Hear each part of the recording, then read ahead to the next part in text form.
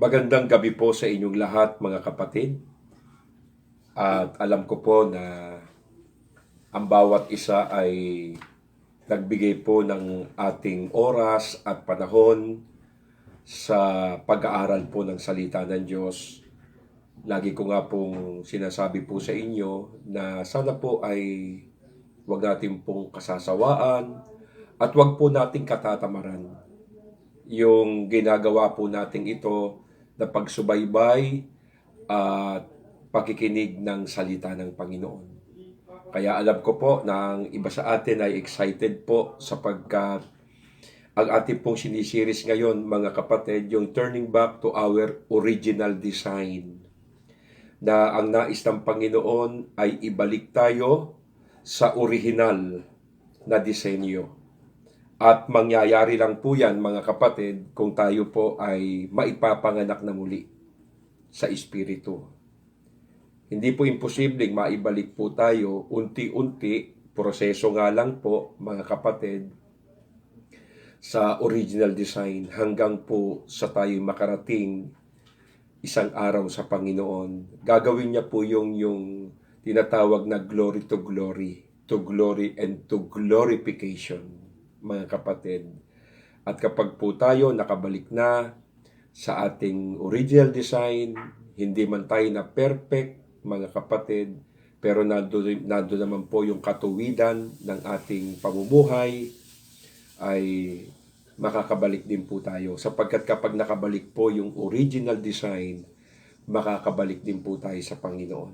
Okay? So mga kapatid, manalangin muna tayo. Aming Ama sa langit, Diyos na makapangyarihan, bigyan mo kami, Panginoon, ng karunungan at katalinuhang maunawaan po namin at maintindihan ang iyong mga salita na amin pong sinisiris.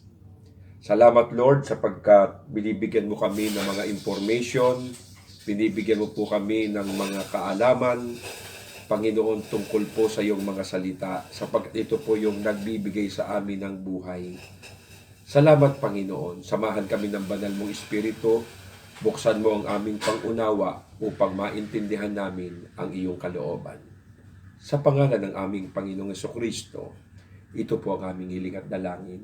Amen. Okay? Tuloy-tuloy na po tayo sapagkat napakahalaga po ng oras, mga kapatid. So, ang topic po natin ngayon, mga kapatid, ay tungkol din po ito sa ating kaisipan sapagkat napakalawak po eh. Pag ang pinag-aralan po natin yung ating kaisipan, mga kapatid. So, ang topic natin, what should be on our mind? Ulitin ko po. What should be on our mind? Ano ang dapat na nasa ating mga kaisipan, mga kapatid? Ano yung dapat na nasa kaisipan natin? Yung nasa loob ng ating pag-iisip. Ano po yung dapat? Okay? So, diyan natin makikita kung unti-unti na po tayong nakakabalik sa original design, kung ano po yung nagiging laman ng ating isipan. So, ang ating pong bersikulo, palagay ko kabisado na natin dahil lagi naman nating binabasa to, mga kapatid. Nandito pa rin po tayo sa aklat ng Genesis, chapter 1, verse 26 up to 27. Genesis chapter 1, verse 26 up to 27.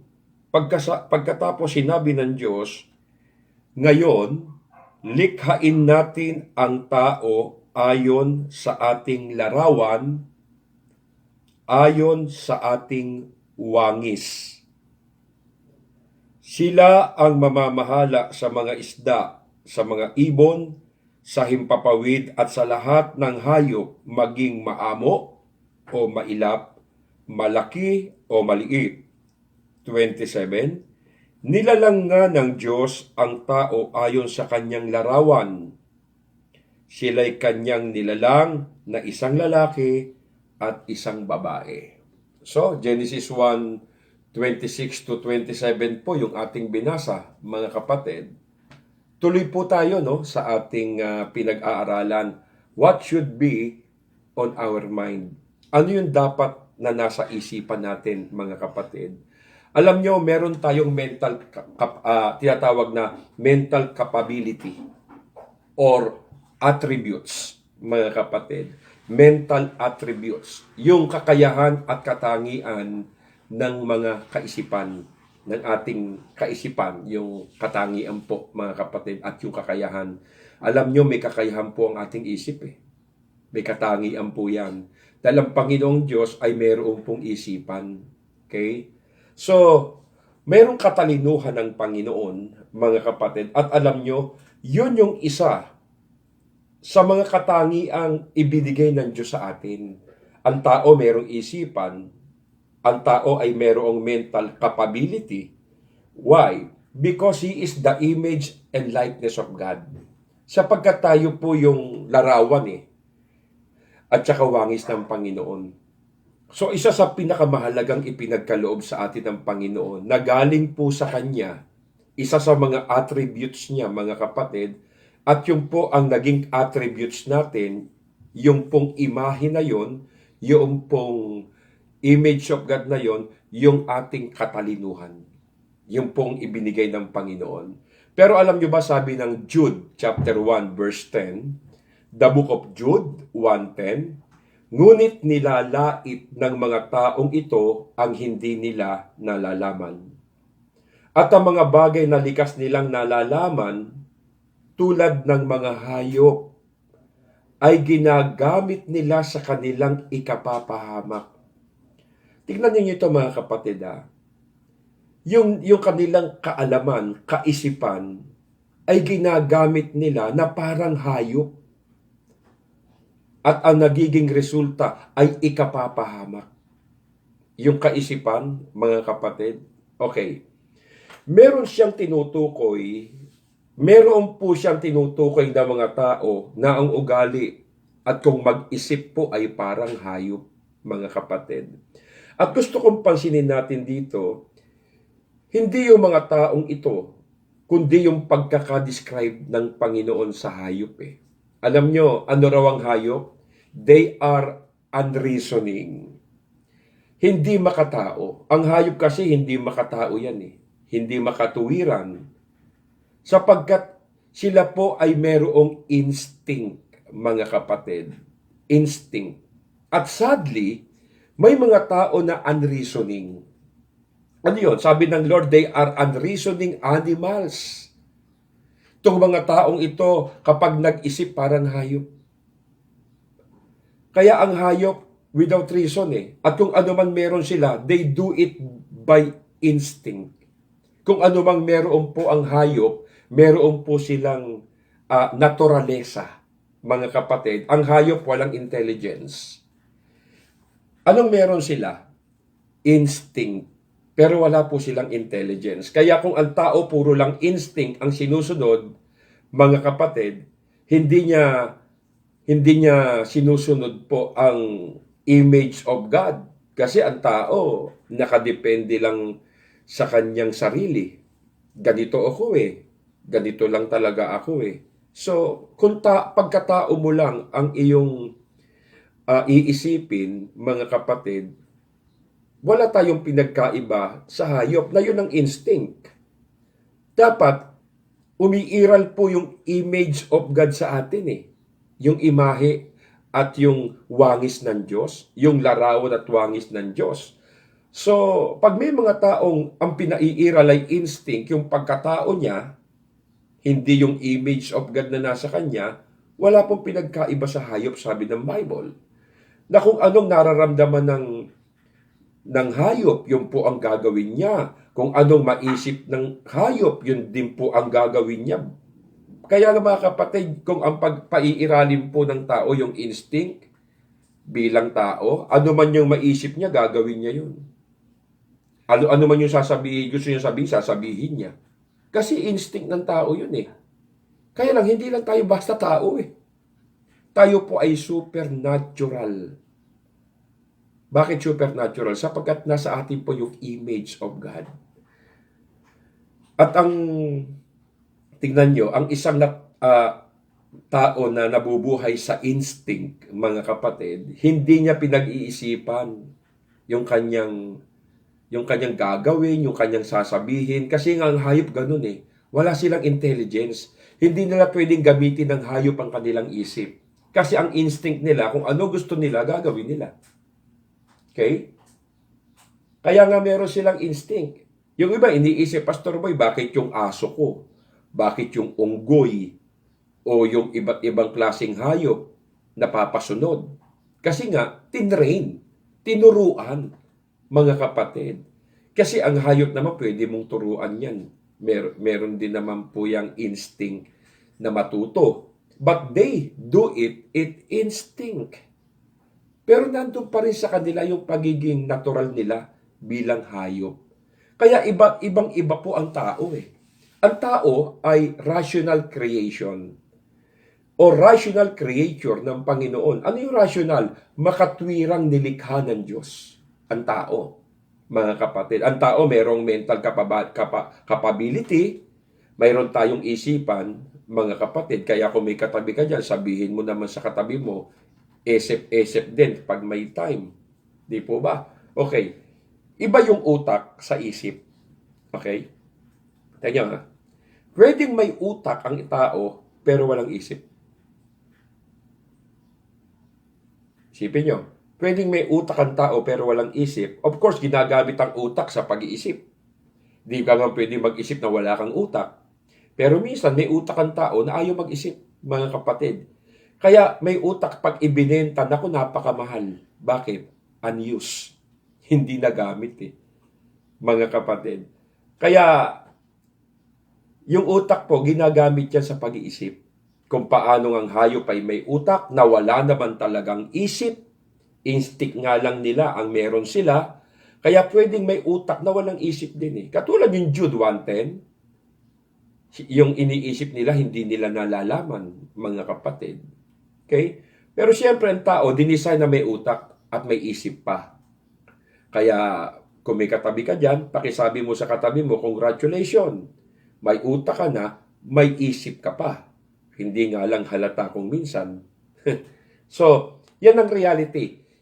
Iba yung brain sa mind. Iba po yun. Of course, hinagamit natin yung brain para gumana yung mind. Yung brain, siyempre, ang ginagamit para makapag-isip ang tao. Kaya, what's on your mind? Ano ang nasa isipan mo? Bubungkalin natin yan, yung ating mga utak para makapag-isip po tayo, mga kapatid. Okay. Gusto kong i-classify dito na isa sa mga isip ng tao, isa sa mga nasa isip ng tao, ito po. Isa sa mga nasa isip natin imagination. Ang lakas ng imagination ng tao, mga kapatid. May mga tao na mahilig mag-imagine. Yung bang minsan, akala mo, iniisip mo, kung binata ka, dalaga ka, akala mo, siya na nga. Yung pala, sila na. Yung bang ganun. Kasi ini-imagine mo, siya na nga, pero sila na pala. Yung ganun, mga kapatid. Yung bang ganun, may mga tao kung saan tumatakbo yung isip niya. Yun ang imagination. Kaya pag sinabi mong imagination, actually, iba-iba dahil pwedeng positive o pwedeng negative. Pero alam nyo, sabi ng Genesis chapter 6 verse 5, Genesis 6:5, and God saw that the wickedness of man was great in the earth, and that every imagination of the thoughts of his heart was only evil continually. Kaya sabi ng Panginoon, nakita ko ang kasamaan sa mundo ng mga tao. Napakasama na ng tao, was great in the earth. At ang bawat laman ng isipan nila at ang puso nila, puro masama. Kasi yun na nga ang tumatakbo sa isip ng tao, puro masama. Kasi pwede kang mag-imagine ng masama, pwede ka rin mag-imagine ng mabuti, mga kapatid. Kaya nagalit ang Diyos sa mga tao dahil ano raw ang ginagawa ng tao. Every imagination of his heart, every intention of thoughts in his heart are evil. Ganun nga eh. Kaya nga nang dumating yung baha sa panahon ni Noah, Sapagkat nakita na ng Diyos yung nakita ng Diyos yung kasamaan ng tao. Kaya nga sabi ng Panginoon, di na dapat mabuhay ng matagal ang tao. Pinakamatagal niya dapat mabuhay siya 120 years. Yun na lang ang buhay, may hangganan na talaga, mga kapatid. At maraming ang tao ngayon, wala pa naman sa ganung edad, ay binabawian ng buhay. At sa panahon natin ngayon, napakarami na pong pinapatay ang virus na ito, ang coronavirus. At marami na po ang binawian ng buhay. Talagang 100,000 na po, mga kapatid, sa buong mundo eh. No? Baka pumalik na nga po ng milyon. Kasi puro masama na lang ang pumapaw sa isip ng tao, masama na lang ginagawa ng tao. Kaya di na masisisi Panginoon kung talagang binabawasan niya yung kasamaan ng mundo. Although yung iba, di natin pwedeng sabihin, bakit masama ba si ganito? Bakit binawi ang buhay? Alam nyo mga kapatid, hanggang doon na lang yun eh. May hawak naman ng buhay ng tao, Diyos eh. So pinapakita lang dito na hindi porkit yung taong mabuti ay pinatay ni COVID, ay masama na. Hindi naman po. Kundi pinapakita lang dito ng Diyos na ang tao may hangganan ng buhay. May katapusan, mga kapatid. Kaya wag po tayong masyadong magtitiwala sa mga bagay na pansamantala. Lalo na po tayo, ang buhay natin di naman tatagal sa mundong ito. May mga panahong kukunin din tayo ng Panginoon. Kaya lang, ang tanong nga rito, ano ba yung naiambag mo? Ano ba yung naipagkaloob mo sa Panginoon? Kasi may dahilan kung bakit tayo binigyan ng Diyos ng kapirasong buhay. So, hindi lang para sa ating sariling kapakinabangan, kundi sa kapakinabangan ng Diyos. Siyempre, hindi naman lilika ang Panginoon ng isang bagay na hindi po niya mapakikinabangan. Kaya nga tingnan mo sarili mo, napakinabangan ka naman ng Panginoon o yung sarili mo lang ang nakinabang sa iyo, mga kapatid. Mag-isip din po tayo, lalo na sa panahong ito, na dapat po nating isipin, ano na po ba yung kalagayan natin ngayon? So,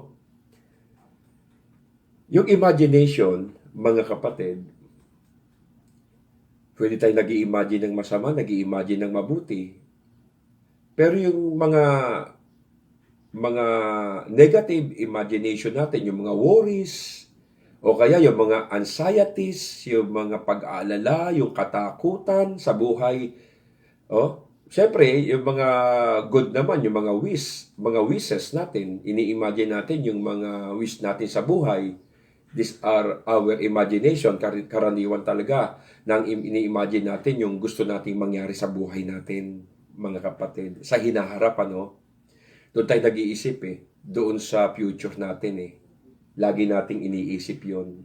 So, ikalawa, laman ng mga isip natin ay mga information. Una, imagination Ikalawa, information. Ano-ano yon? Yung mga things that you learn. Yung mga natutuhan natin sa buhay, mga kapatid. Pwede ring memories, yung mga alaala ng kahapon, yan yung minsan ng laman ng isip natin. Pwede mo yan ilagay sa category ng information. Yan, category ng information yan. Yung mga information nasa ating isipan. Experiences, kumbaga, naka-store na yan sa ating isip Naka-stack na sa knowledge natin yan, mga kapatid Yung natutuhan mo dati nung araw, sa pag-aaral mo, natutuhan mo sa pagbabasa ng kung ano-anong books, pwedeng yan ang mga information natin na nakalagay sa isip natin, naka-store na po yan Naka-stack na yan. Kapag meron kang babalik ang alaala, 10 years ago, 15 years, 20 years ago, maaalala mo pa kasi nga, nakatanim na po yan sa ating isipan. Ano pa yung mga, Ito po, yung mga intention. Una, imagination. Ikalawa, information. Ikatlo, intention. Pag sinabing intention, these are your motives. Why do you do what you do? Ano yung gusto mong mangyari sa buhay? Mga interes mo sa buhay mo. So, intention, common yan sa ating mga minds, mga kapatid. yung mga intention natin sa buhay. Ang intention mo maging ganito, intention mo makarating doon. Marami tayong intention. So, yan ang ikatlo, no? Ikaapat, ano pa? Intuition. Alam nyo yung intuition? Ano ba yung intuition? Intuition. Para bang mahirap hanapan ng eksaktong Tagalog eh. Yung intuition, mga kapatid. Pero ito yung sinasabi natin na para bang sa Tagalog kutob, pakiramdam. Yan po yung intuition eh. At saka yung sapantaha, yung haka-haka, yan yun eh. Yun yung eksaktong Tagalog ng intuition, mga kapatid. Pag sinabing intuition, yung bang wala kang alam, pero palang alam mo na yun.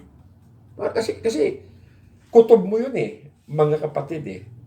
Okay? Yun yung sapantaha mo, pakiramdam mo, kutob mo. Kaya kapag kapag nangyari nga yung kutob mo, nasasabi mo, nako, sinasabi ko na nga ba eh. So confirm, mga kapatid. Meron tayo niyan. Intuition. Malapit ito sa tinatawag na discernment. Yung discernment, mga kapatid. Kaya, yung bago pa man mangyari, hindi pa nangyayari, sa palagay mo, sa pakiwari mo, ito yung talagang mangyayari. Yun po yung intuition. At kapag nangyari nga, naku-confirm. Totoo pala. So, yung intuition mo, yun yung kutob mo. May mga taong likas na intuitive, mga kapatid. Talagang umiiral po yung ano na yun, yung kutob na yun. Yung sa pantaha niya yun.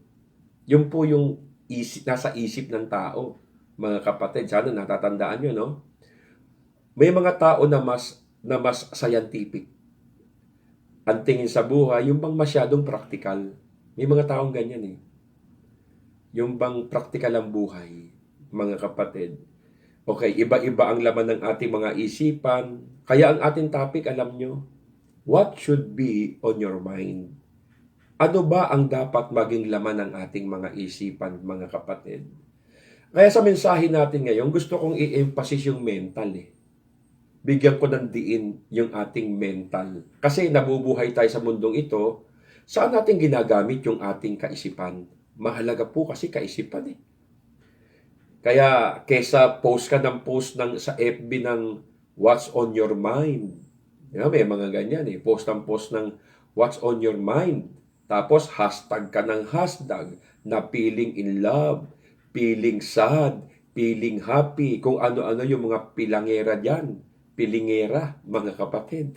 Yung bang lahat ng feeling mo, hinahashtag mo na lang eh. Yun. Kaya tuloy, wala kang privacy sa tao. Ugali mo, nababasa nila. Okay? Iniisip mo, nalalaman nila, kondisyon mo. So, kaya ang FB, walang privacy yan eh. Minsan, yan ang ginagamit ng tao para maging hingahan ng kanyang sama ng loob. Ginagamit yan ng tao para magparamdam o kaya magpatama. No? Ginagamit yan eh. Kaya nga, ang FB, madalas nakakasama, mga kapatid. Bihira lang ang gumagamit sa ikabubuti po niyan. Kaya yung gustong may magandang mangyari sa kanyang buhay, ano dapat gawin? What should be on your mind? Ano dapat gawin? Number 1, dreams. Yung gustong may mangyari sa buhay mo, una, mangarap ka. Mga kapatid, number 1, dreams. Meron akong hindi malilimutan na isang note, mga kapatid. Ito po yung note. When you if the memories of the past, the memories of the past are bigger than your dreams for tomorrow, then your tomorrow will be smaller than your past. Sa Tagalog, kung yung alaala ng kahapon ay mas malaki kaysa sa pangarap sa kinabukasan, ang kinabukasan ay mas magiging maliit kaysa sa iyong nakaraan. Malalim, mga kapatid? Siyempre, pinakikita rito Kung ang mga pangarap mo ay mas malaki yung nakaraan, ay hindi nalalaki ang pangarap mo sa kasulukuyan, mga kapatid. Sino rito sa inyo ang gustong mas malaki ang kinabukasan kaysa sa inyong nakaraan? Di po ba? Mas maganda kasi yung present eh. Hindi yung past, mga kapatid. Mas lakihan mo ang pangarap mo kaysa sa iyong alaala. Yung pangarap mo, lakihan mo kaysa sa iyong alaala. Ang tanong, ano ang mas naka-highlight sa buhay mo? Yung memories o yung dreams? Ano ang mas naka-highlight sa atin? Yes. Okay, ang memories kailangan natin. Kailangan natin ng memories, pero hindi ka pwedeng mabuhay sa memories, mga kapatid. Kahit maganda pa yung memories mo na yan, napakaganda pa niyan, pero kung nakaraan eh, hindi ka pwedeng mabuhay sa nakaraan eh. Dapat nabubuhay ka na mayroong dream. Ang dream sa future yun, mga kapatid. Ang taong nabubuhay sa memories ay laging nabubuhay sa nakaraan. Huwag kang mabuhay sa nakaraan. Kaya pakisabi mo sa katabi mo, move on. Okay? Mas maganda yung mangarap ka. Mas maganda yung mangarap ka. Nabasa ko nga sa message ni kanina nakapagbasa po ako ng sa group chat, nakapagbasa po ako ng mensahe ni Ate Hermy ng taga Norsagaray. Mas maganda raw, okay daw yung mangarap, mga kapatid. Gusto naman daw ng Panginoon talaga yun eh. Yun nangangarap tayo. Okay? Mas maganda po yun. Ayaw po ng Panginoon na wala tayong pangarap sa buhay. Kasi parang sinasabi mo hanggang diyan ka na lang. Di po ba? Kaya naniniwala po ba tayo napaka-importante yung pangarap sa buhay ng tao? When you dream big. Kung mangangarap ka rin lang, lakihan mo na. Lakihan mo na. Kung mangangarap ka rin lang, mga kapatid. Ito, pinapangarap po ba natin ang mga bagay na ito? Tingnan nyo. Kasi, pag ganito pangarap mo, para bang wala kang kabuhay-buhay na tao. Kasi sabi ko sa inyo, mangangarap ka rin lang, lakihan mo na. Okay? Pero kung pinapangarap mo, ganito, pinapangarap pa ba itong mga bagay na ito? Sana pag natapos yung lockdown, makakatikim na ako ng milk tea. Maraming nangangarap ng ganyan. Sana makakain ako sa inasal. Ang iniisip, puro pagkain. Yung iba para makapunta ng mall. Yung mga ganyan no? Yung iba naman, sana matapos na yung lockdown para magkita na kami ni Bebe. Yung mga ganun Mga kapatid, yun lang ba laman ang utak natin? Yun lang ba ang laman ng ating mga kaisipan? Mga kapatid, kung yan lang ang lalagay mo sa kaisipan na mo, basura po yan. Alam nyo, dapat mangarap ka para sa future mo Lakihan mo na ang pangarap mo sa buhay. Sino kaya sa JC Man ang may malaking pangarap talaga? Tayo, mga kapatid. Ito, pag-usapan natin, sino talaga kaya sa JC Man ang may malaking pangarap? Alam mo, we should be dreamers. Kailangan maging mapangarapin tayo Bakit? Kasi nga, you know why? Because we are created the image and likeness of God. Kasi tayo po ay nilikha ng Diyos Nakalarawan niya, kawangis niya. Bago gawin ng Diyos ang mundo, lahat ng nakikita natin, kinonceptualize muna niya yan, mga kapatid. Oo. Inisip na muna niya yan. Yung mga bagay na nakikita natin ngayon, inisip na muna niya. Galing sa isip niya lahat yan, mga kapatid. Tapos, sinabi niya. Okay? Kinasa muna sa isip yan ng Diyos. Binuo muna niya yan sa isip niya So, nung buo na sa isip ng Panginoon ang lahat ng gagawin niya, tsaka niya sinabi. Yun mahalaga ko, yun po yung mahalaga dun mga kapatid. Yung pinag-iisipan talaga natin yung magaganda at mabubuting bagay. At lahat ng iniisip ng Panginoon, alam nyo, at sinabi niya, nagkatotoo po. Nagkatotoo. At ganun pala tayo, lalo na tayong mga mananampalataya, mga kapatid. Matuto tayong mangarap ng malaki para sa sarili natin at para sa pamilya. Okay? Yun ang pangarapin natin. Yung future natin, sa secular, yung pamilya natin, isama natin sa pangarap. Meron ba dito na nangarap na hindi habang panahon ako'y mamamasukan? Pastor, pangarap ko hindi habang panahon mamamasukan ako. Mangangamuhan ako. Dahil ang pangarap ko maging negosyante. Maganda yan. Alam nyo, pangarapin nyo yan, mga kapatid, na hindi habang panahon tayo po ay sunod-sunuran, buntot tayo. Tinawag tayo para maging ulo, mga kapatid. Maging ulo, yun ang description ng Panginoon sa ating mga nilikha ng Diyos na tao Ang problema kasi minsan sa atin, nililimitahan na natin ang ating sarili. Yun ang problema. Okay. Kung ano man yung pinapangarap natin, pang-secular man, okay yan. Pang-secular, at least alam mo na naluluwalhati mo ang Diyos doon sa dream mo, kahit pang-secular yan. Alam mo, naluluwalhati mo ang Diyos doon. Hindi naman po basta bang mangarap na pang-secular pang-material, hindi mo masama yun. Mga kapatid, narito pa po tayo sa mundo. Kailangan pa po nating mangarap sa buhay para sa sarili natin, para sa kinabukasan natin, para sa hinaharap, para sa pamilya, para sa mga anak, para sa ating pamumuhay. Okay po yan, mga kapatid. Pero sino kaya rito ang mayroong sacred dream? Alam niyo yung sacred dream? Yung makalangit na pangarap. Maka-Diyos na pangarap.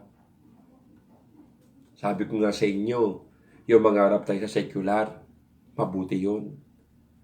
Hindi masama yun. Para sa ating buhay, sa pamilya natin, mabuti po yun. Kaya lang mga kapatid, kumusta na rin? Meron din po ba tayong pinapangarap na pang-spiritual? Okay? Dapat tinitimbang-timbang po natin ang ating mga layunin sa buhay. Malaking pangarap naman para sa Panginoon ang dapat nating ipagkaloob. Meron pa po tayo niyan, malaking pangarap. And we encourage na tayo sa JC Man ay mag-rise up. Mga kapatid, although iba-iba po tayo ng calling, iba-iba po tayo ng pagkatawag, ewan ko sa inyo, pero ako, nangangarap ng malaki para po sa JC Man. At ako'y naniniwala na ang JC Man ay hindi hanggang ganyan lang. Magtatayo ba ang Lord ng church na ganyan lang? Meron po siyang malaking layunin at plano sa JC Man, mga kapatid. At kayong mga miyembro ng JC Man, huwag kayong kumuntento na hanggang dyan lang po ang ating church, ang kalagayan ng ating iglesia. Okay? Hindi hanggang dyan lang po yan. Ako nga, pinapangarap ko, pinagpe-pray ko rin talaga, mga kapatid, na sana palaguin ng Diyos ang JC Man, hindi lang po sa pananampalataya, maging po sa bilang. Hindi lang po ang Diyos nagtayo ng church para sa quantity, sa quality rin po. Hindi lang sa quality, sa quantity rin. Parehong lumalago, numerally and then spiritually. Okay, naabot na natin ang spiritually growth. Then yung numeral naman, mga kapatid.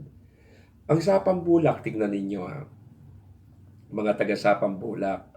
Ako, pinapangarap po ako diyan sa Sapang Bulak, sa Norsagaray, sa Balagta, sa Tondo, at saka sa Sampaloc. Ito, gusto ko sabihin sa inyo, mga taga Sapang Bulak, ang pangarap ko po sa Sapang Bulak ay magka-member tayo ng mga 300 pataas. Baka may magsabi diyan, Pastor, bakit 300 lang? Kapatid, hindi lang po tayo ang church sa Sapang Bulak.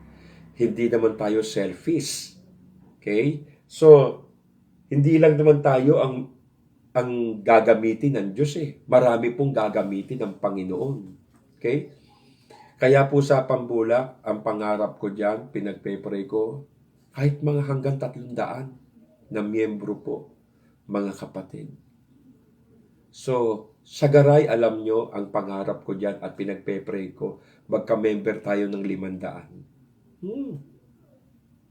500. Tapos, meron tayong 3 service, isa sa umaga, 2 sa hapon. O kaya, 2 sa umaga. Tapos, isa sa hapon, alas 7 hanggang alas 9. Tapos, 9:30 to 11:30. Tapos, isang alas 3 hanggang alas 5. Di po ba? Sa Balagtas, magka-member tayo ng 500 din. 500 member. Mga kapatid, 3 service din. Pangarap ko po yan. Pinagpe-pray ko sa Tondo, magka-member tayo ng 1,000. Imposible ba yan? Mga kapatid, pag pinalolobo ng Panginoon ang church, lalaki din ang church. Tandaan niyo yan. Maaari nagsimula tayo sa maliit, pero matatapos siya na malaki. Kaya sa Tondo, I pray and I wish na 1,000 member. Paano sa Sampaloc ka? Sampaloc, napakaraming tao ron. And I wish and I pray na magkaroon tayo ng member ng 1,500 po ron. Mga kapatid. Oh? Ilang service? 3, 4. Magkaroon tayong sariling church sa Sampaloc, outreach. Magkaroon tayong sariling church dyan. Okay? At makapagbukas pa tayo ng maraming church sa iba't ibang lugar dito sa Pilipinas. Iba't ibang bansa. Sabi nga sa inyo, mangangarap ka rin lang, lakihan mo na at lapatan mo ng panalangin. Okay? Di po ba? Mag-amen nga tayo. Oh. Huwag lang tayo mag-amen. Huwag lang tayong pumalakpak, mga kapatid. Kundi makipangarap din po kayo sa akin bilang pastor nyo. Makipangarap din po tayo. Mahalaga po yun. Samahan ninyo ako sa pangarap na ito. Dahil ang JC Man, hindi maliit na church yan. Tingnan nyo ang pangalan ha. Jesus Christ, Mission to All Nation. Hindi aksidente ito pangalan ng church natin, All Nation. Si Kristo ipapangaral mo, ihahatid mo, ibabahagi mo, ikakalat natin sa lahat ng nasyon. Kaya lang,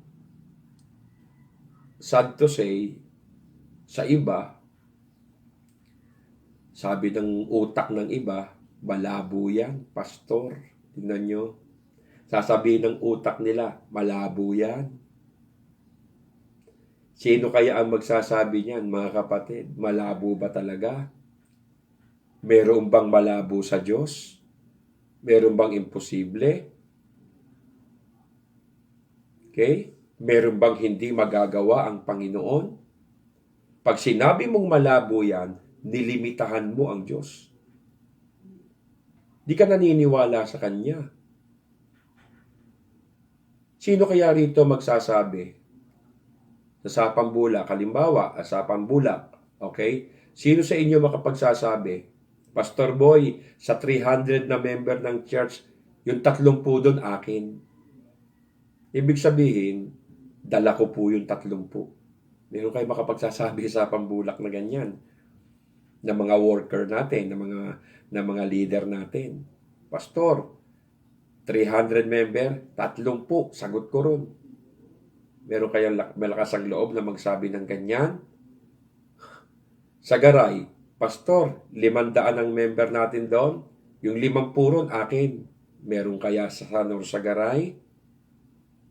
Sa Balagtas, may makapagsasabi kaya, Pastor, 500 ang member natin. Yung 40 doon akin. Sa Tondo, Pastor, 1,000. Yung 80 ron sa akin. Meron kaya makapagsasabi niyan? Sa Sampaloc, 1,500 ang member. May makapagsasabi pa, Pastor, 100 doon akin. Kung tatrabahuhin natin, kakayanin. Mga kapatid, ang masasabi ko diyan, wow.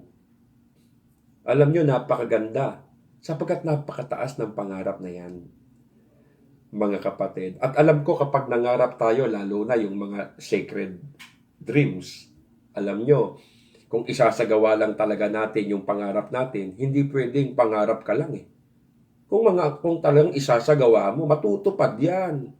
Yung iba hanggang pangarap lang eh. Iba nga, kumukontra pa eh. Malabo yan. Ewan ko. Siguro, hindi tayo tinawag ng Panginoon para doon. Kaya, hindi tayo pwedeng maghintay na lang na may mangyari. Titingala ka na lang. I wish, I pray, tapos titingala ka. Yun ang malabo. Yung po malabo, mga kapatid. Okay? Kaya sino yung mga pangarap na ganyan, tapos ipag-pray, makiisa. Totoo naman yan eh. Sabi ko sa inyo, kilala mo ba ang Diyos? Dapat naniniwala ka dyan. Hindi po nating gusto yan. Gusto ng Diyos yan. Ang hangarin at layunin ng Panginoon, lumago ang church. Lumago ang iglesia. Kaya lang, sadly, may mga Kristiyano na walang pangarap na ganyan eh. Para sa kanya, okay na yung mag-church. O, di ba? May mga ganyan po, mga kapatid. Okay na yung mag-church. Pero walang pagmamalasakit lumago ang church. Mga kapatid, magpagamit ka rin lang sa Panginoon. Huwag lang sa ministry mo. Kung magpapagamit ka sa Panginoon, huwag lang sa ministry mo. Higit lahat doon sa calling mo. Calling natin. Ang calling lahat ng Kristiyano, alam nyo, mga kapatid, save the lost. Yan ang calling nating mga Kristiyano, lahat tayo. Isa lang ang calling ng Kristiyano, magligtas. Hindi po ministry ang ililigtas ni Lord. Hello? Hindi ministry ang ililigtas ni Lord. Yung calling, yung pagkatawag mo. Ang ililigtas ni Lord, tandaan nyo, hindi yung gitara, hindi yung drum set, hindi yung keyboard, hindi yung mic, hindi yung speaker, hindi yung bangko, hindi yung literal na church. Ang ililigtas ng Diyos, yung kaluluwa. Yung nasa loob ng church, yung ipapasok natin sa loob, yun ang darating hanggang sa langit. Ministry, hanggang dito lang yun. Yung calling, hanggang doon. Kaya ang calling nating lahat, save the lost. Save the lost. Save the sinner. Soul winning. Yan po talaga ang calling nating lahat. At kung gusto mong magpagamit talaga sa Panginoon, kapatid, gusto mong magpagamit ka na ng bonggang-bongga, todo-todo. Magpapagamit tayo sa Panginoon. Petik-petiks tayo. Wala yun. Kung may sabi, Pastor, ako one-on-one lang po ang calling ko eh. Okay lang yan, kapatid. Kung tuloy-tuloy mong ginagawa yan, at least makaisang taong ka, baka meron kang 30 kaluluwa, kahit one-on-one po, mga kapatid. Ang mahalaga yung magpapagamit tayo sa Panginoon. Magpapagamit tayo sa gawain ng pagliligtas. Yun po ang mahalaga eh. Kaya kapatid, nangangarap po ba tayo para dyan? Nangangarap po ba tayo ng ganyan? Dapat mangarap tayo ng ganyan. Kaya lakihan mo ng pangarap mo. Para sa sarili mo, lakihan mo na. Para sa pamilya mo, lakihan mo pangarap mo. At para sa Panginoon, lakihan mo rin. See? Okay, number 1, dreams. Number 2, what should be on your mind? Ano dapat ang laman ng isip natin? Number 2, ideas. Ideas. Naniniwala po ba tayo na napakahalaga sa buhay ng tao yung creativity? Yung creativity. Yung malikhain ka sa Tagalog, ganun po. Alam nyo, God is a very creative God. God is a very creative God. He created everything out of nothing. Lahat ng bagay nilikha ng Diyos. Walang bagay na hindi nilikha ang Diyos. Gaano katalino, Panginoon? Gaano kagaling ang Panginoong Diyos, mga kapatid? Alam nyo, kung iisipin yung creation ng Panginoon, grabe talaga eh. Example, pwede naman siya lumikha ng bulaklak eh. Isang bulaklak lang, tapos isang amoy lang, isang itsura lang ng bulaklak. Pero tignan ninyo, mga kapatid, talagang malikhain ng Diyos eh. Malikhain yung isip niya. Lumikha siya ng libu-libong klaseng bulaklak, iba't iba korte, iba't iba itsura, iba't iba amoy. Image tayo ni God, dapat malikhain ang isip mo. Mga kapatid, malikhain tayo. Tingnan niyo yung bato. Nilikha ng Diyos, iba't iba size, iba't iba itsura, iba't iba kulay. Yung mga bato, nakikita natin, tinapak-tapakan mo nga lang yan. O, creativity. Ibig sabihin, pagiging malikhain, mga kapatid. Image tayo ni God eh. At kung hindi magagamit ang mga resources ng Diyos na yan, mga kapatid, yung mga bagay na nilikha ng Diyos, hindi magagamit, mababaliwala. Okay. Ideas po, mahalaga yan. Ang daling umulad, tingnan nyo ha. Ang daling umulad yung mga west, yung mga nasa west, yung mga puti, mga kano. Ang dali nilang umasenso yung bansa nila. Pero tingnan ninyo mga kapatid, kung bakit. Yan nyo ha. Bakit yung sa Asia? Tayo nasa Asia tayo, ang dami pong nasa Asia. Bakit yung sakop ng Asia ng mga bansa? Alam nyo kung bakit mahihirap? Iba tingnan nyo yung mga puti. Tingnan nyo yung mga puti sa West. Tingnan nyo yung mga nasa Asia. Bakit ang mahihirap ang mga bansa? India, mga kapatid, at Africa. Bakit ang hihirap ng bansa? Tayo kasi, alam nyo ang problema sa atin, mga kapatid. Lahat kasi ng bagay, ini-spiritualize natin eh. Lahat ng bagay, ini-spiritualize natin. Example, pag ang kano, tumingin sa puno, tandaan nyo kano, tumingin sa puno, alam nyo nasa utak niyan, lamesa, table, bangko, cabinet, kama. Pag tumingin sa puno, ang mga kano, ang mga Pilipino, pag tumingin sa puno, alam niyo nasa isip, Santo Niño, Santa Maria, Santa Clara, San Pedro, Santiago. Ang nasa isip, rebulto. Pag nakatingin sa puno, nako, ang gandang gawing rebulto yan. So, masyadong ini-spiritualize, mga kapatid. Tingnan ninyo. Pag ang kano tumingin sa baka, yung kano tumingin sa baka, ang iniisip, corn beef. Pero pag ang mga Indian, o kaya yung nasa Asia, mga kapatid, mayroong ganyan eh. Pag tumingin po, yung mga Indian, pag tumingin po yan sa baka, ang tingin nila Diyos. Kasi yan ang Diyos nila, baka. Sinasamba po nila yan. Inihilamos nga yung ihi ng baka eh. Ini-spiritualize ng mga taga-Asya ang lahat ng bagay. Kaya tuloy, walang asenso buhay, mga kapatid. Kasi yung dapat ang resources na dapat napakikinabangan. Tuloy, hindi napapakinabangan. Kasi nga mali ang mindset ng maraming tao. Alam natin na maraming tao gumaganda ang buhay, umuunlad because of idea. Idea. Sabi nga ng Santiago 1:5, kung kulang ka ng karunungan, humingi ka ng karunungan sa Panginoon at bibigyan ka niya. Kapatid, pwede kang manghingi sa Panginoon ng wisdom, karunungan.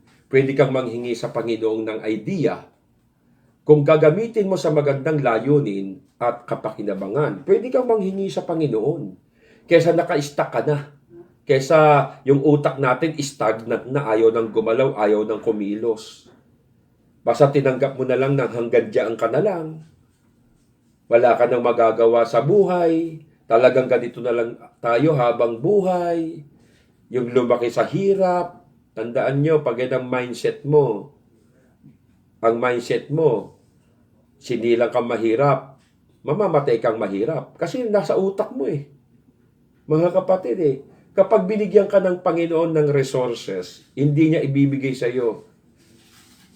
Tandaan nyo binigyan ka ng resources.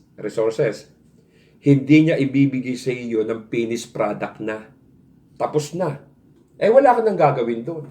Ang bibigay sa iyo ng Diyos, karunungan, wisdom, idea, diskarte, pamamaraan. Hindi finished product. Ang Diyos hindi lang tayo binibigyan ng isda. Tinuturuan din niya tayong mangisda, mga kapatid. Okay? Talagang tayo po yung gagawa ng mga bagay na yon. Karunungan talaga ibibigay ng Diyos sa atin. Example, nandan yung puno, resources yan. Pero teka, yung idea dapat gamitin mo. Puno, para hindi yan manatiling puno, magagamit mo yan, pwedeng gawing upuan, pwedeng gawing lamesa, pwedeng gawin niyang cabinet, pwedeng gawing kama. God gives you ideas. Yung iba dapat iisipin niya. Yung iba dapat isipin niya at hingin niya sa Panginoon to Lord, ano ba yung pwede kong maging extra income? Totoo yan, mga kapatid. Lord, ano ba yung pwede kong maging extra income? Ano ba yung pwede kong maging business? So pray about that. Pag-isipan nyo mabuti. Maliit na idea, malaking idea. Kasi mga kapatid, lalo na, ako po full-time pastor ako. Nag-iisip din po ako ng extra income. Kaya kami ni Pastor Jeff, Pastor Darrell, nag-iisip po kami na magsasanib puwersa yung konti naming puhunan. Kung kami po yung magkakapuhunan, ay makapagtayo kami ng maliit na aldi-aldi dyan, mga kapatid. Matagal namin pangarap yun Kaya pinagpe-pray po namin yan ni Pastor Jeff, Pastor Darrell, na magkaroon kami ng maliit na business, hindi puro kami asa sa church.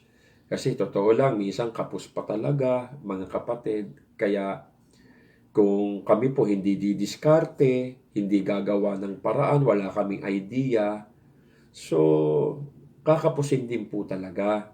Ko rin po, Lord, gusto ko po magkaroon ng extra income. Ganon din po tayo, mga kapatid. Okay? Alam nyo, maaaring magulat ka na lang na yung pala, na extra income mo na yon ay pwedeng gamitin ng Panginoon para ibuhos ng Diyos ang maraming pagpapala sa iyo. Okay? Nasa Diyos ang awa, nasa tao ang gawa. Mga kapatid, alam nyo, basta hindi makakahadlang yung extra income na yon para sa relasyon mo sa Panginoon. Alam nyo, ito kasi ang problema ng iba. Okay, si Lord nagpo-provide. Tama yan. Na tayo nananalangin. Okay po yan. Nagpipray tayo. The best po yan.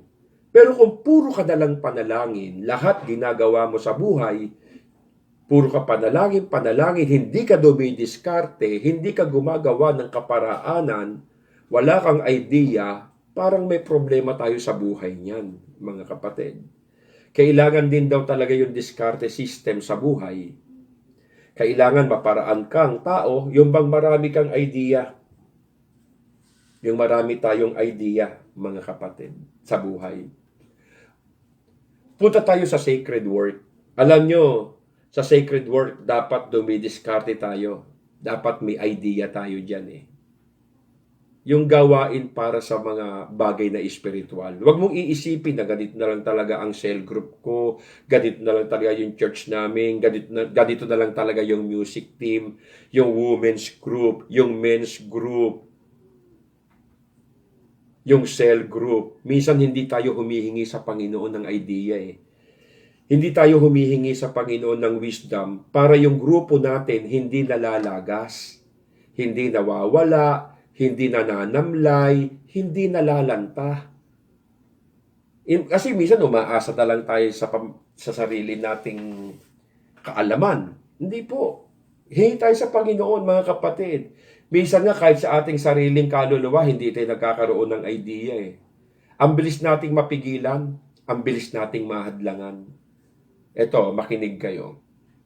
Tingnan nyo, minsan naman, di naman lahat Pag pupunta ka sa barkada mo, o kaya may happenings kayong pupuntahan, o kaya gimikan, mga kapatid, gimikan, happenings, pupunta ka sa nililigawan mo, nakakagawa ka nga ng paraan eh. Pero pag mag-church ka na, konting hadlang lang, hindi ka na makagawa ng paraan. Ano ba yan? Bakit ganoon? Kapag relationship, pag love life, ang talino, madiskarte. Pero pag spiritual life, bobo na eh. Bobo na. Wala nang diskarte, wala nang paraan. Pag ang pinag-usapan spiritual, mas doon nga tayo gumawa ng kaparaanan eh. Mas doon tayo dumiskarte. Tingnan nyo, pag nanliligaw, pupunta sa jowa, hindi kinakailangan magpaalam saan pumupunta. Pero pag-aatin ng Bible study, prayer meeting, fellowship meeting, nako po, practice. Sasabihin sa leader, pagpaalam mo nga ako. Kuya, pagpaalam mo nga ako. Ate, pagpaalam mo ako. Pastor, pagpaalam mo nga ako. Samantalang yung para sa sarili, kayang-kayang gawa ng paraan. Pero pag sa Diyos, hindi nagagawa ng paraan. Paano ba yan, mga kapatid? Pag may conference, may discipleship seminar, may youth camp, di ka makadiskarte. Wala kang magawang paraan. Alam na alam ko yan eh. So, eto pa. Pampaload, nakagadiskarte ka talaga. Yung meron kang internet, linggo-linggo, araw-araw, naka-internet ka, nadidiskartehan mo yan eh. Pero pang registered ng youth camp, registered ng seminar sa gawain ng Panginoon, hindi mo magawa ng paraan. Ano ba yan, mga kapatid? Okay? Bakit ganun pag profession ang galing? Pag sa profession. Pero pag sa ministry, nawawala yung galing. Pag-isipan nating mabuti yan, mga kapatid. Ano kaya yung talino mo, yung creativity mo, gawin mo para sa spiritual life mo. Yung pagiging malikhain mo. Gawin mo yan sa spiritual life mo. Yung diskarte mo, yung abilidad mo, yung pamamaraan mo. Yun. Doon tayo dapat mas magaling sa spiritual. Kung mag-iisip ka lang, masasabi mo sa sarili mo, oo nga, ang dami ko palang magagawa. Bakit? Kasi ang problema, hindi tayo gumagamit ng idea para sa Panginoon. Tandaan nyo, number 2, ideas. Okay? Hindi tayo gumagamit eh. Ano kaya kung yung idea na yan, pamamaraan na yan, diskarte na yan, gamitin natin para sa Panginoon? Amen po ba? Tumiskarte naman tayo para kay Lord. Marami tayong pamamaraan eh. Okay? Sa Diyos natin gawin. Number 3, mga kapatid, alam niyo yung number 3, faith, pananampalataya. Alam mo, ang dapat ay paniniwala. Pag nangangarap ka, tas nilakihan mo yung pangarap mo, pero ayaw mo naman paniwalaan, mali yun. May idea ka, pwede kaya ito? Alam nyo, importante ang pananampalataya. Alam nyo, ito yung advantage ng mga Kristiyano. Yung iba, Kasi ginagamit nila sa positive thinking eh. Tingnan nyo yung iba. Yung advantage ng Kristiyano Ito, yung iba po mga kapatid, ginagamit nila yung positive thinking nila. Hindi faith hindi faith. Positive thinking. Pero wala silang idea. Wala silang basis. Wala eh. Pero tayo, pwedeng positive thinking na kinukonvince mo lang ang sarili mo. Pwede. Mga kapatid, positive thinking, kinukumbinsi mo sarili mo, sinasabi mo, pogi ako, pogi ako. Maganda ako, sexy ako. Pagtitingin ka sa salamin, mga kapatid, pogi talaga ako, sexy talaga ako. Pipikit ka lang. Mga kapatid, positive thinking yon. Kahit walang basis o basihan, pinaniniwalaan natin. Pero ang pananampalataya may basis na higit nating dapat paniwalaan. Anong basis ng pananampalataya? Word of God. Kung yung iba nga riyan, walang Diyos sa buhay pero nangarap may nangyayari sa buhay nila. Di lalo na dapat tayo mga Kristiyano. Yung nga wala sa Diyos nangarap, may nangyari. Tayo pa kaya nasa Panginoon? Pwedeng mangarap na alam nating may mangyayari. Bakit? Kasi anak tayo ng Diyos, kasama natin ang Panginoon. Kaya dapat, ang nasa mindset natin, positive, na may basihan, pananampalataya. Bantayan lang natin ang isip natin. Kasi, maraming tao, tignan nyo ganito, pag nangarap ang iniisip kagad, utak imposible. Nangarap pero sabi niya, malabo talaga yan. Ang tawag sa kanya, utak malabo. Nakakita na ba kayang taong malabo utak? Ang sabi ba naman ng malabo? Nako, malabo yan. Alam niyo yung mga negative, ang sabi ng psychologist, ang negative, sabi ng mga psychologists, mas open o madali daw tayo mag-welcome ng mga negativity. Madali daw yon, buhat sa isip natin. Samantalang kapag daw positive, it will take sometimes bago pa totoong ma-absorb o matanggap yung positive Minsan kailangan pa natin ng ebidensya. Kailangan pa natin ng testigo bago tayo maniwala. Pero yung negative, napakadali nating paniwalaan Pero pagdating sa positive ang hirap Kapatid, Kristiyano ka, dapat lagi kang positibo. Dapat ang mindset mo positive, hindi malabo yan. Ang tawag sa'yo, utak malabo. Ang isip natin, dapat nakakiling sa positive. Kaya naman ng palataya na-overcome natin yung mga negativity. Na-overcome natin yun. Kasi nga may pananampalataya po tayo. Kasi may nagsasabi na ganito, ito ang goal natin sa opisina. Ito ang dapat nating sales. Alam nyo, may mag-iisip, malabo yan. Minsan, kasabihin natin, ito ang goal natin sa church Ito yung dreams natin sa church. Ito yung vision natin sa church. Tapos may magsasabi dyan sa isip nila, malabo yan. Bakit? Utak malabo kasi. Mga kapatid, kada discipleship seminar, maaaring may nag-iisip dyan Nagkaroon tayo ng discipleship seminar. May mga kontra, malabo yan. Negative ka agad Dahil kung naniniwala ka sa isang goal, sa isang dream, dapat isinasagawa. Yun ang problema. Bakit hindi natin isinasagawa ang isang bagay na pinagplanuhan? Kasi ang tingin mo malabo. Pero kung tingin mo malinaw, positive ka, gagawin mo yun Isasagawa mo yun Common sense, mga kapatid. Okay? Kaya tulad na sinasabi ko sa inyo, yung goal ko, palaguin ng Lord ang JC Man, numerally. Sa Pambulak, 300 members. Norsagalay, 500 members. Balagtas, 500 members. Tondo, 1,000 members. Sampaloc, 1,005 members. Maaaring may mag-iisip ng negative dyan. Malabo yan. Kasi nga may mga taong walang pangarap. Walang dreams, walang goal, walang idea, at walang pananampalataya. Negative thinking. Yun yung taong walang Diyos pero nasa loob ng simbahan. Totoo yan, mga kapatid. Ano pa yung isa? Utak mahirap. Kanina, utak malabo. Ngayon, utak mahirap. Mahirap lang ako, pastor. Madaling sabihin yan para sa iba Pero ako, mahirap po yan Paano mo nakikita yung utak mahirap? Paano makikita yan? Ito po. Yung mga utak palibre, mga kapatid. Libre mo ko, yung mga ganun. Hoy, punta tayo sa Anli tayo, libre mo ko. Punta tayo sa Jollibee, libre mo ko. Hoy, swimming tayo, libre mo ko. Ganyan eh. O sama ka sa youth camp, libre mo ko.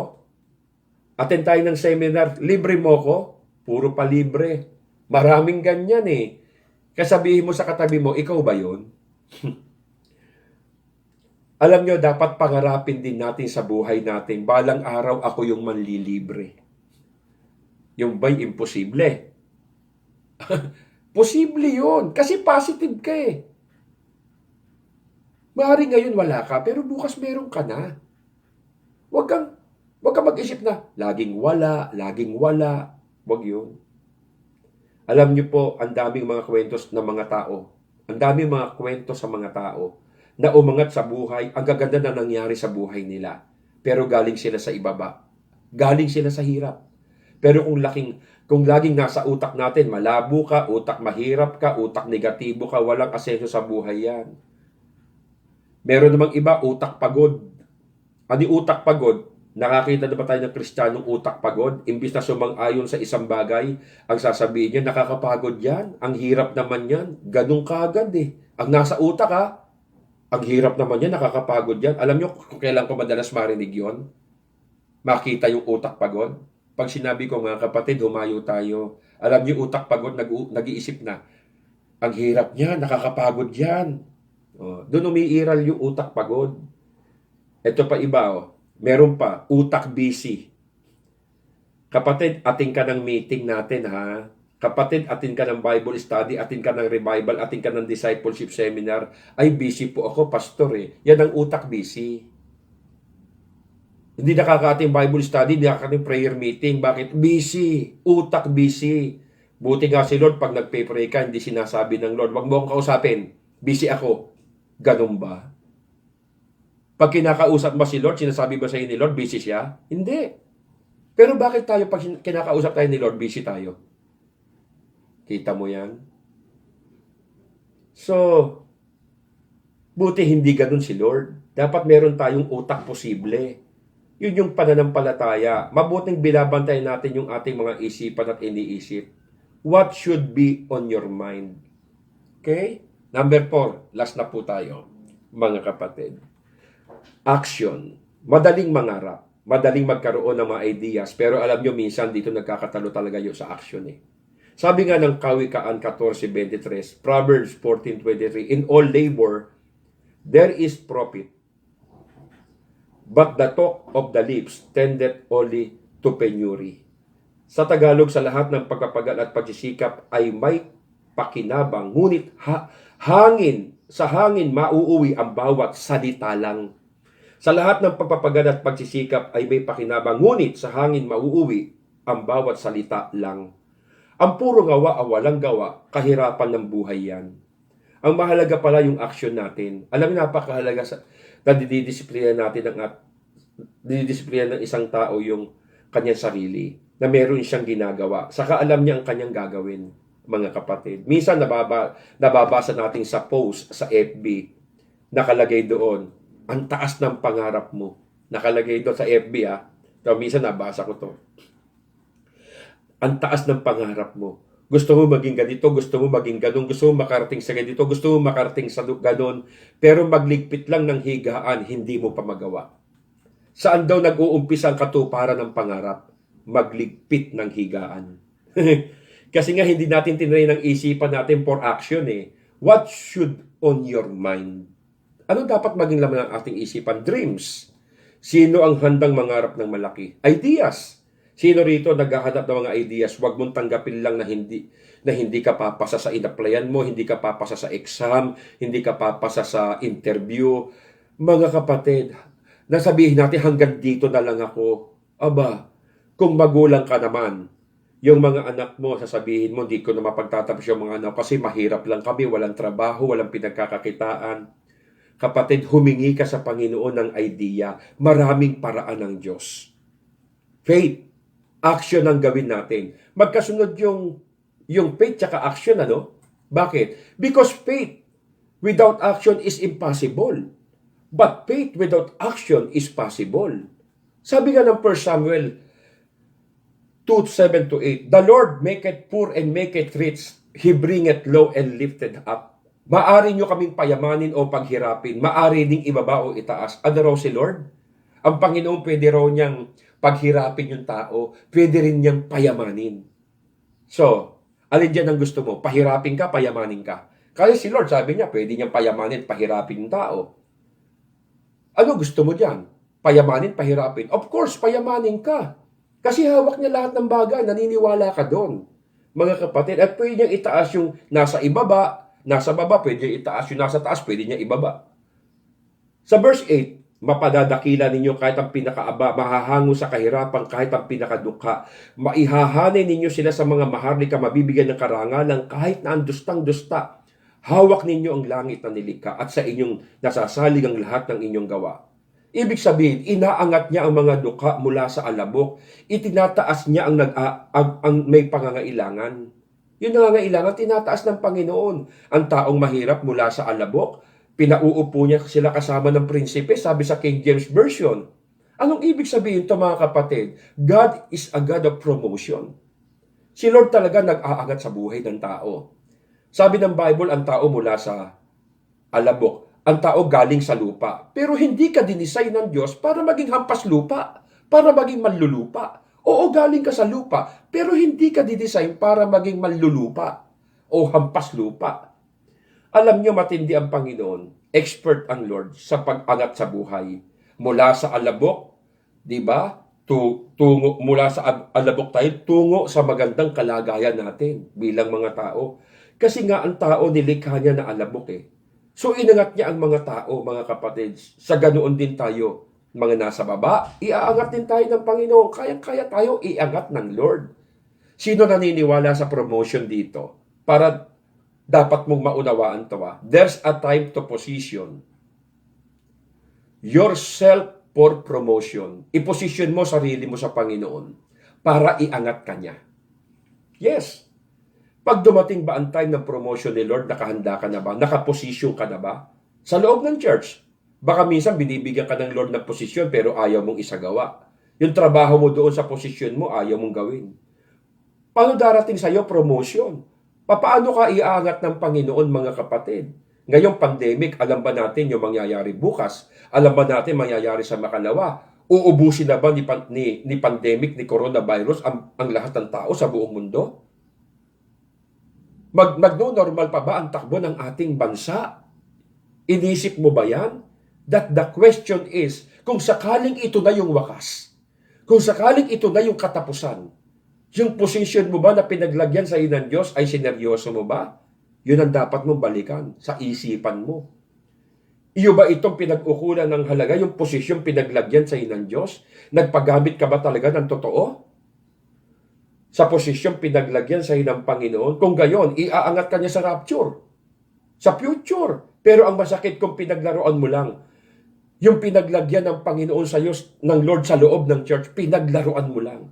Pero kung hindi ka naging utak busy, kasi kung utak busy ka sa ganito, busy ka sa ganon, utak mahirap, utak malabo, utak pagod, mga kapatid, mahirap ang i-promote, mahirap ang i-rapture. Sana hindi natin sinayang yung mga pagkakataong binigay ng Panginoon sa posisyon natin. Yung pinagkatiwala ng Diyos, sana lang may bukas pa. Sana lang may bukas pa. Sana lang may pagkakataon pa para makabawi ka pa sa Panginoon. Sana lang hindi pa ito ang katapusan. Mga kapatid, ngayong lockdown, baka pati ang pagkakataong ito, mga kapatid, baka kung ano-ano pinag-iisip pa natin ngayon, baka kung ano-ano pinagagagawa pa natin ngayon, ito yung panahon pwede kang mag-make up sa Panginoon. Ito yung panahon pwede mo takpan yung mga naging pagkukulang mo sa Diyos. Ito yung pagkakataong ibinibigay sa atin ng Panginoon, mga kapatid. Huwag mo sayangin. Kasi hindi natin alam baka ito ni katapusan eh. Paano ka ipoposisyon ng Panginoon? Kasi baka tanungin natin yan, Pastor Boy, paano ko ipoposisyon ni Lord? Eto, bigyan ko halimbawa. Kung nag-aaral ka, galingan mo yung pag-aaral mo. Kung nagtatrabaho ka, paghusayin mo pagtatrabaho mo. Nagbi-business ka, ayusin mo ang business mo. Connection. Kung naglilingkod ka sa Diyos, may ministry ka, music ministry ka, cell group leader ka, worker ka, pastor ka, may posisyon ka sa church, ibigay mo na ang the best mo. Galingan mo. Husayan mo, ayusin mo. Kasi baka dumating ang promotion. Magpapasalamat ka eh. Sasabihin mo, mabuti na lang ipinosisyon ako ng Panginoon sa loob ng iglesia. Kasi baka dumating yung year or time of promotion, wala ka sa posisyon, mapag-iiwanan ka mga kapatid. Okay, kailangan ng posisyon para maranasan ng promotion. Ilagay mo sa tamang lugar ang sarili mo, sa lugar na pinaglagyan ng Panginoon sa iyo, mga kapatid. Lalo na ngayon nakikita nating papalapit na ang pagdating ng Panginoon. Magugulat na lang tayo eh. Makakabawi ka pa ba? Hindi na po. Kapag narinig nating huling tunog ng trompeta, wala tayong magagawa.